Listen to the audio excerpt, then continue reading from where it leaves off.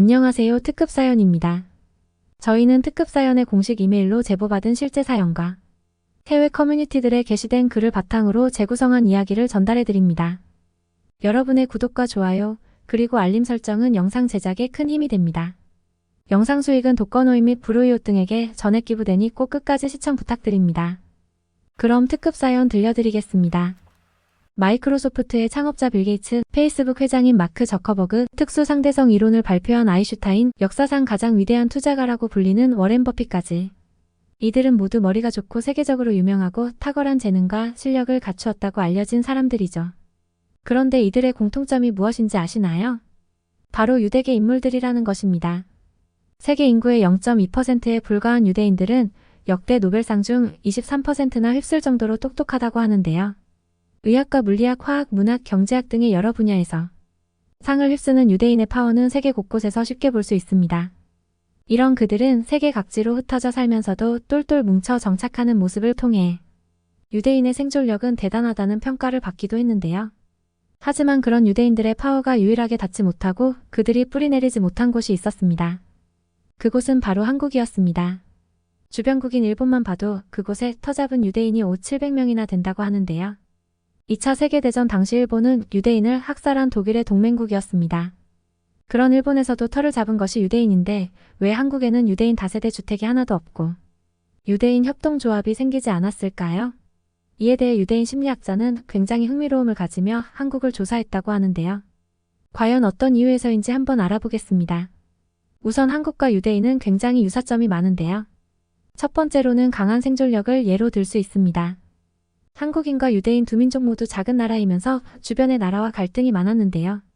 한때 수많은 침략을 당했지만 현재까지도 꿋꿋이 생존해 있음은 물론 오히려 그런 일이 언제 있었냐는 듯 더욱 잘 살고 있죠. 그리고 두 민족 모두 교육에 목숨을 건다고 해도 과언이 아닐 정도로 부모의 교육열이 높을 뿐 아니라 두 민족 모두 우수한 두뇌를 가지고 있다는 점도 공통점인데요. 한국의 경우 자원이고 석유고 그런 것들 없이 오로지 악바리 같은 근성과 머리 재능만으로 세계 탑이 되는 민족답게 국가별 지능지수에 따르면 싱가포르와 근소한 차이로 매년 1, 2위를 다툰다고 합니다. 이런 한국인들의 지능지수 발달에는 젓가락 문화가 크게 작용했을 것이라고 합니다. 몸에 근육이 쓰면 쓸수록 발달하는 것처럼 뇌 부위 역시 꾸준하게 단련해 주어야 하는데요. 손은 신체에서 차지하는 부분이 작지만 신경망이 훨씬 촘촘하게 분포되어 있어 언어, 기억, 감각 등을 담당하는 중추신경의 30%가 손의 움직임에 의해 활성화되는 것으로 알려져 있습니다. 그렇기에 손을 잘 활용하는 것만으로도 지능이 높아질 수 있는데 아시아 문화권에서는 젓가락 사용자가 대부분이고 인구의 15억 명이 젓가락을 쓴다고 하는데 왜 한국만 두드러지게 지능이 높은 것일까요? 그 비법은 바로 한국에 쇠젓가락이 있었습니다. 다른 나라의 경우 나무젓가락을 쓰는 게 일반적이고 쇠젓가락을 사용하는 것은 한국이 유일하다고 합니다. 비교적 무거운 무게 때문에 쇠젓가락으로 젓가락질하려면 약 30개의 관절과 60개의 근육을 사용해야 할 정도라고 하는데요. 생각보다 정교한 작업이 요구되는 젓가락질인 만큼 빠른 지능 개발이 가능했던 것입니다. 그럼 지능지수, 높은 교육열 등 이렇게 유대인들과 많은 공통점이 있는데도 그들이 한국에 적응하지 못한 이유는 무엇이었을까요? 바로 한국의 부지런함이었습니다. 유대인들도 부지런하고 똑똑한 속성을 가지고 있지만 한국만큼 부지런하지 않아서 경쟁에서 밀릴 수밖에 없었던 것입니다. 세계 사람들이 한국의 부지런함에 혀를 내두른 건 한둘이 아니었는데요. 새벽 5시에 지하철을 타러 가보면 생각보다 많은 사람이 일을 하러 나가는 모습을 볼 수 있죠. 여기에 한국은 직장인들뿐만 아니라 학생들조차 이른 시간에 일어나서 공부하러 나가는 나라입니다. 그리고 외국인들이 제일 놀라는 것은 새벽반의 존재인데요. 한국 대부분의 학원에는 새벽반이 따로 있습니다. 노량진만 해도 아침부터 강의를 듣기 위해 새벽 4시부터 줄을 서는 사람들이 있고 수영, 요가, 헬스 등 관광시설들은 새벽 6시부터 문을 열 뿐만 아니라 그런데도 이 시간대에 이용하는 사람들 또한 적지 않다는 사실에 놀라는 것입니다. 이처럼 한국인들은 열정적이고 하루를 근면 성실하게 사는 것을 굉장히 뿌듯해하는데요. 한국인들의 이런 근면, 성실함을 잘 보여준 사례가 한 가지 있습니다. 바로 신과 함께가 개봉된 순간이었는데요. 친구와 함께는 주인공 김자웅이 사망한 뒤 사후세계에서 재판받는 내용을 그린 영화입니다. 하지만 이 영화 속에서 화제가 되었던 것은 바로 극 중에서 등장하는 7가지의 지옥이었는데요. 거짓 배신 지옥을 포함한 총 7가지의 지옥 중에서 한국인들에게 가장 화제가 되었던 것은 나태지옥이었습니다. 나태지옥은 나태하게 살며 삶을 허비한 사람들의 죄를 심판하는 곳이었는데요. 이 영화를 본 한국의 네티즌들은 이걸 보고 땅을 파면 되지 않느냐, 중간에 있는 기둥 위에 떨어지면 되는 거 아니냐며 어떻게 하면 덜 고통스럽게 버틸지 고민하는 내용들을 공유했습니다. 이를 본 한 트위터리아는 한국인들은 전 세계적으로 인증받은 빨리빨리의 민족이며 다른 나라가 한 달 길게는 3달 휴가 갈 때 일주일 휴가면 엄청 길다고 생각하면서 열심히 일하는데 나태지옥을 두려워한다라는 내용의 트윗이 올라오기도 했습니다. 이렇게 열심히 살다 보니 외국인들에게 한국은 기적을 만들어내는 나라로 불리기도 하는데요. 일제강점기와 6.25 전쟁을 거치면서 세계 최빈국으로 전락했던 대한민국이 불과 30여 년 만에 한강의 기적까지 이끌어내며 대한민국의 부흥을 다시 한번 전 세계에 보여주었던 88 서울올림픽부터 장롱 속의 돌반지까지 꺼내며 이겨냈던 IMF, 3번의 도전 끝에 이루어낸 평창 동계올림픽까지 특히 한국이 IMF 외환위기를 맞았을 때 주변국들은 한국이 회복하는 데에 최소 20년이 걸릴 것으로 예상했습니다.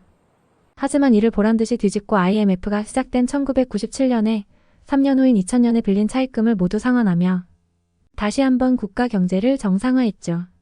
이를 모두 가능하게 했던 건 한국인의 어떻게든 목표를 성취하고자 하는 태도, 일에 대한 열정 덕분일지도 모릅니다. 이러한 근면 성실 DNA를 바탕으로 현재 한국은 세계 10위, 경제대국, 수출 6위의 무역 강국으로 성장하며 1인당 국민소득도 지치를 추월하는 등 과거와 비교해 엄청나게 국제적 위상이 높아졌는데요. 하지만 이에 대해 부정적으로 보는 시각도 있긴 했습니다. 한국은 근면 성실하긴 하지만 쉬지도 못하고 놀 줄도 모른다는 것입니다. 하지만 정말 그럴까요?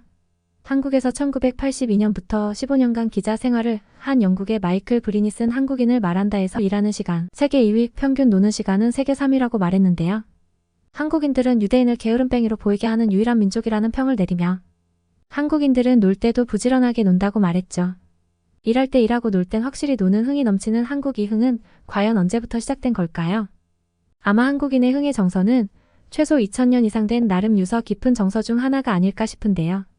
길을 갈 때는 밤낮으로 늙으니 젊은이 구별 없이 모두 노래 부르니 온종일 노랫소리가 끊이지 않는다는 고구려의 풍속은 정결하나 밤에는 남녀가 모여 흥을 돋우며 지낸다는 것과 같이 중국의 삼국지를 포함한 여러 옛날 문헌에도 남아있듯이 예로부터 한국인들은 지킬 건 지키면서도 노는 걸 못 참는 자유로운 특성을 가진 것이죠.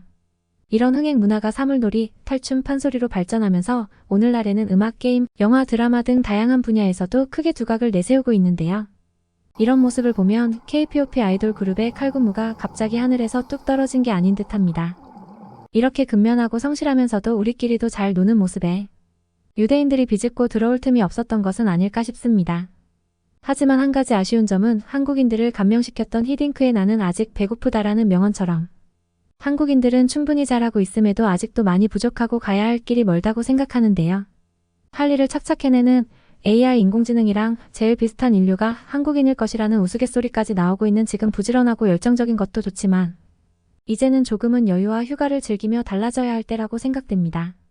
오늘의 특급 사연은 여기까지입니다. 본 영상을 보시고 남기고 싶으신 말이 있으시면 댓글로 남겨주시면 사연자분께 전달해드리겠습니다. 채택되신 분께는 소정의 선물도 드리고 있습니다.